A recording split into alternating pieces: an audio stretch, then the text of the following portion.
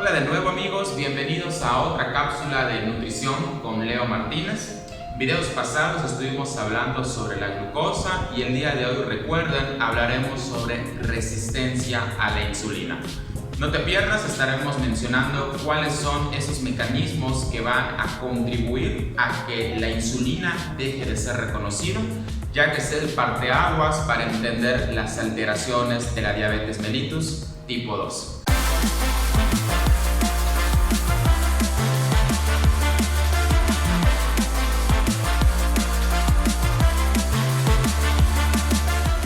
Bien, para entender esta parte de resistencia a la insulina, recuerden que nos encontramos en los tejidos periféricos.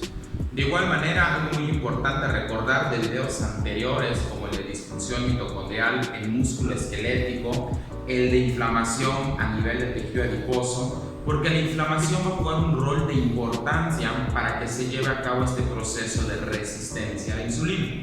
Pero bueno, antes de llegar a este punto de importancia, ¿qué es el receptor o a qué nos vamos a referir en este contexto?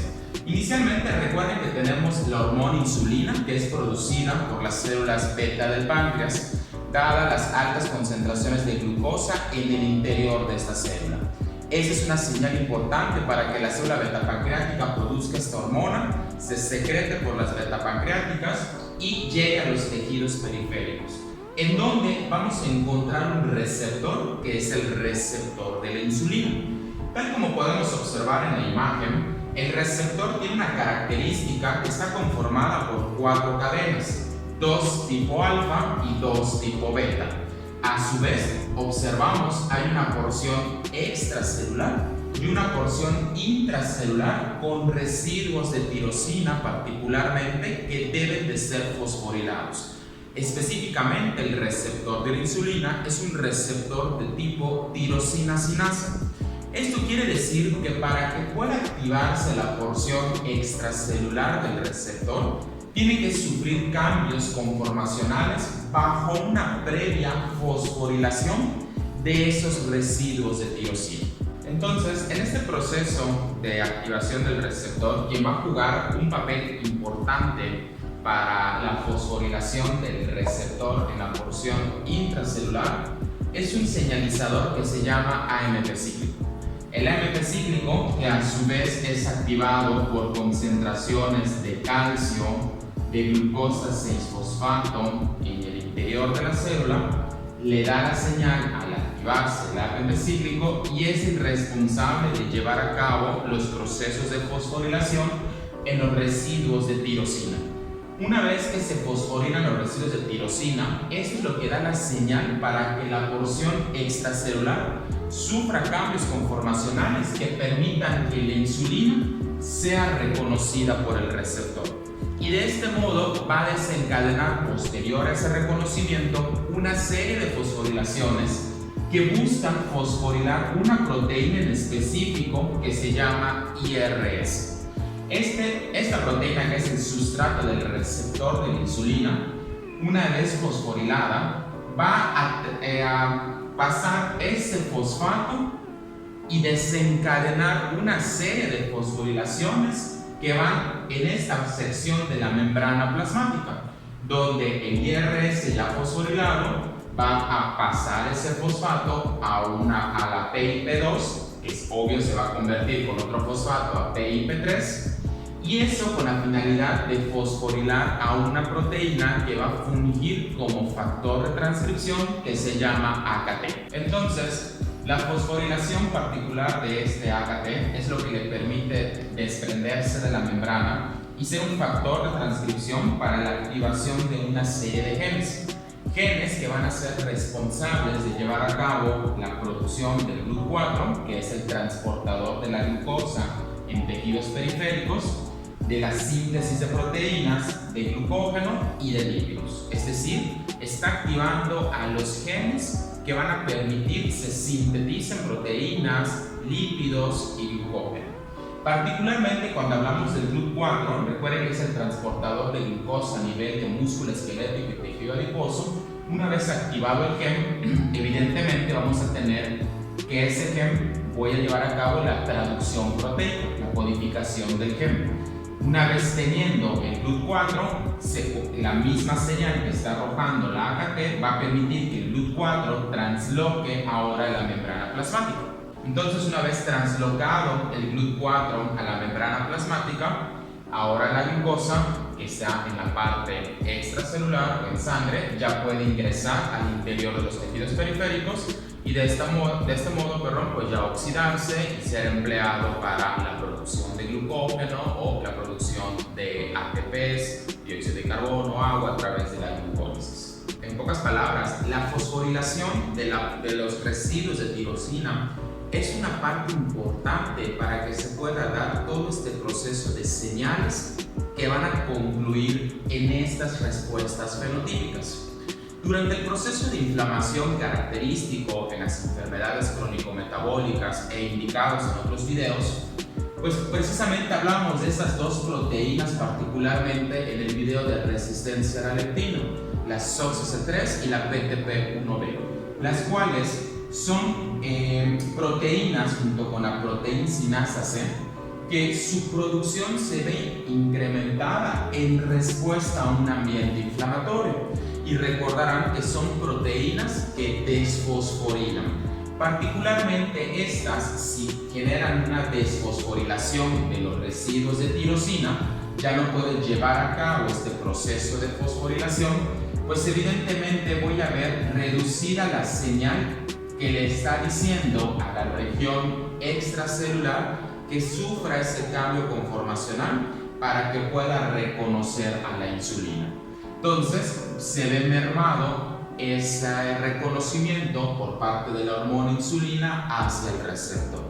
De igual manera, la proteína sinasa C puede tanto inhibir o desfosforilar esa fosforilación hacia la proteína IRS, pero también algo muy importante es que es una sinasa y como sinasa va a comenzar a fosforilar de más.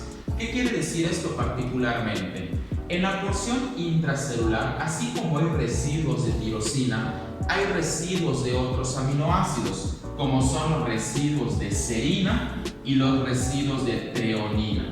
Esos residuos de treonina, particularmente y de serina, son susceptibles a la fosforilación de PKC y entonces este receptor en la porción intracelular sufre una hiperfosforilación, pero en regiones que no son las de tirosina, sino regiones que en lugar de dar esa señal de activación, todo lo contrario, bloquean aún más esa señal para que se pueda activar y de este modo reconocer a la insulina. En este contexto, al no fosforilarse las regiones de tirosina, no activarse o no fosforilar el residuo, la proteína, IRS, pues evidentemente se ve inhibida esa cascada de señales de fosforilaciones. Recuerden que el AKT se tiene que fosforilar para que eso le dé la señal de desprenderse de la membrana. Por ende, si no se fosforila, no se desprende. Y al no desprenderse el AKT, no tengo a nivel génico esa señal que lleva a cabo la activación para la síntesis de proteínas, glucógeno, lípidos y de importancia, no tengo activo el gen del GLUT4. ¿Qué significa esto? Que si está inhibida la expresión de este gen, no puedo producir la proteína, evidentemente. Por ende, al no estar activo el gen, no tengo la proteína del GLUT4 y no hay algo que transloque a la membrana plasmática. Al no haber la translocación del GLUT4, pues no tengo un transportador que permita a la glucosa ingresar al interior de la célula y eso va a generar que se incrementen las concentraciones de glucosa en sangre, porque evidentemente siendo esto los tejidos periféricos que mayoritariamente van a estar captando esas concentraciones de glucosa de la sangre, ya no poder introducirlas a su interior, pues esta glucosa permanece en la sangre y va a ser captada por órganos como hígado y páncreas, los cuales van a comenzar a captar mayores cantidades cuando no debería ser de esa forma. Y en resumidas cuentas, aquí tendríamos esta resistencia a la insulina, donde el receptor, al ya no reconocer a la hormona insulina por este fallo, por así decirlo, en la activación, se ve interrumpida una cascada de señales que entre todas las respuestas que vemos interrumpidas está el no poder producir el GLUT4. La inflamación va a jugar un rol importante en el desarrollo de esta resistencia a la insulina. Sin embargo, es importante aclarar que la resistencia a la insulina es también un mecanismo que ocurre en algunas ocasiones en el cuerpo y en estados fisiológicos, como es el caso del embarazo, donde se genera una resistencia a la insulina con la finalidad de que los tejidos periféricos capten menores cantidades de glucosa y esta glucosa se pueda dirigir al feto para el crecimiento y desarrollo del mismo. Entonces, en el cuerpo, dado la vulnerabilidad de los tejidos periféricos a esta inflamación y a la resistencia a la insulina, hay tres vías de importancia que son considerados mecanismos de compensación que van a permitir liberar al organismo de esa resistencia a la insulina. Uno importante es la adiponectina.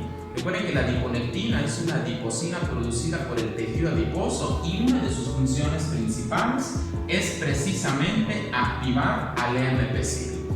Entonces, cuando la adiponectina está presente, activa el AMP cíclico y evidentemente desencadena esta señal de fosforilación que ya había sido interrumpida por estas proteínas para activar al receptor.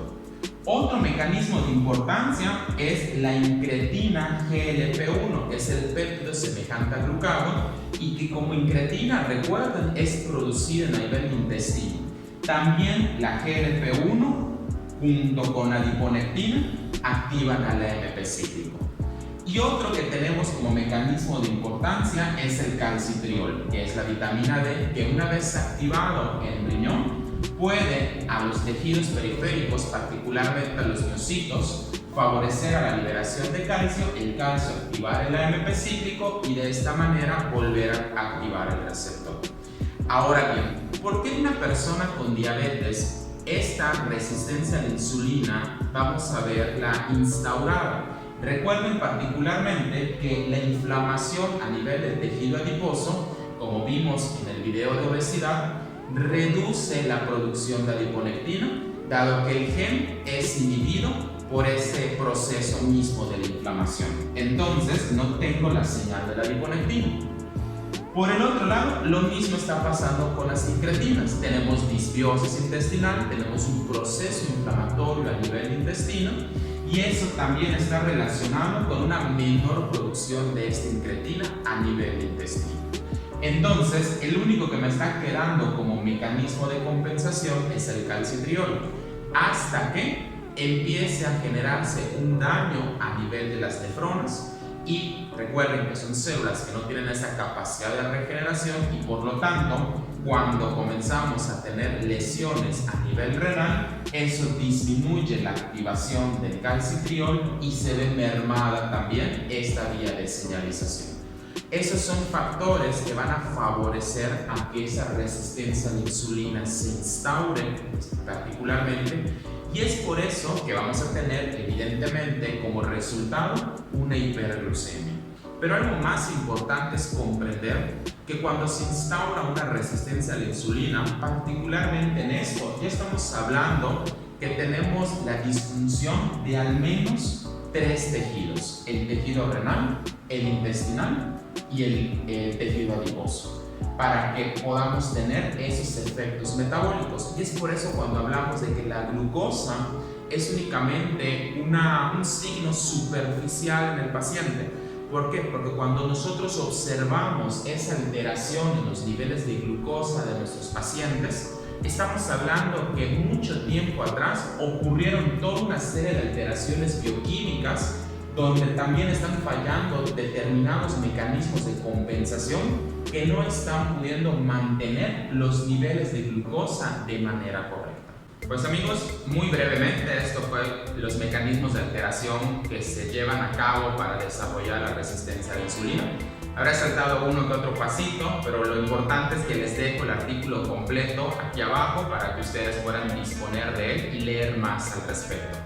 Recuerden que estamos dando todas las bases para comprender lo que es la diabetes mellitus tipo 2. Aún nos falta hablar de más proteínas, nos falta hablar de otra que juega un papel importante en la catosis nigricans, los efectos de la hiperinsulinemia y la hiperglicemia que van a conllevar a todas esas alteraciones bioquímicas características en la diabetes, pero lo más importante es que nosotros entendamos cómo estos signos superficiales que estamos observando en un paciente van a conllevar a más alteraciones metabólicas, pero que tiempo atrás hubo toda una serie de alteraciones que contribuyeron a ello.